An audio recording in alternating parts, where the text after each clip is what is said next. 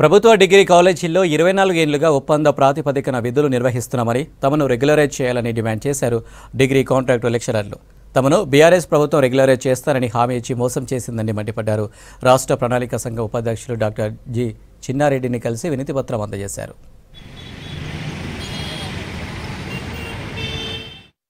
2010లో junior కళాశాలలో విధులు నిర్వర్తిస్తున్నటువంటి అధ్యాపకులకు కండిషనల్గా పదోన్నతి కల్పించడం జరిగింది.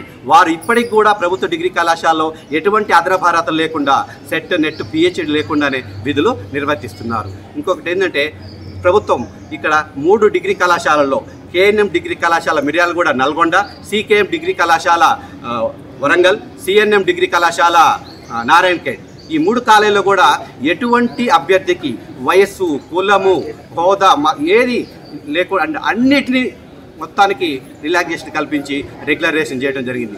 వాళ్ళు కూడా మరి ఏమన్నట్టు అది ఎయిడెడ్ మీకు రూల్స్ వర్తించటం, వాళ్ళన్నా ఎయిడెడ్కి మాత్రమే సర్వీస్ ఇచ్చారు.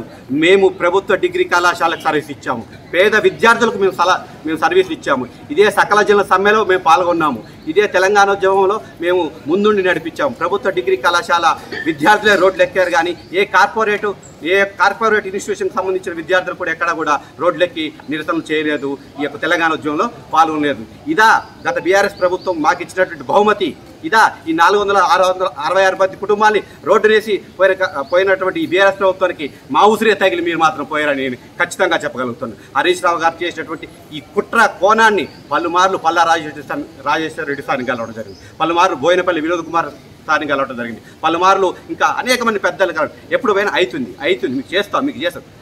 నేను ఇంకొకసారి మమ్మల్ని రివ్యూ మీటింగ్ కూడా తీసుకెళ్ళాను ప్రిన్సిపల్ సెక్రటరీ దగ్గరికి. రూల్స్ ప్రకారం అన్ని రాశారు. మాకు నో అబ్జెక్షన్ సర్టిఫికేట్ కూడా అఫీషియల్గా ఇంతవరకు ఎప్పుడు కూడా ఈ 24 సంవత్సరాల్లో పిహెచ్డి చేయడానికి కావాల్సినటువంటి ఎన్ఓసి అంటే commissioner of college of education commissioner ఇవ్వాలి, అది ఎప్పుడు కూడా ఇవ్వలేదు. తొలిసారిగా మేము చేసిన పోరాట ప్రక్రియ ఇచ్చినాక ఏమనుకున్నాం, ఓకే ఎన్ఓసి ఇచ్చారు కాబట్టి మనకు రెగ్యులర్ అవుతుంది అని చెప్పి మేము వివిధ యూనివర్సిటీలో పిహెచ్డి అడ్మిషన్స్ చేసి హాయిగా మేము కూడా రెగ్యులర్ అవుతాం. తీరా రెగ్యులేషన్ అయ్యే ముందు అన్నీ పక్కన పెట్టి అదనపు అర్హతలు ఉన్న వాళ్ళని రెగ్యులర్ చేశారు. మాకు సడలింపు ఇవ్వకుండా మమ్మల్ని రోడ్డు మీద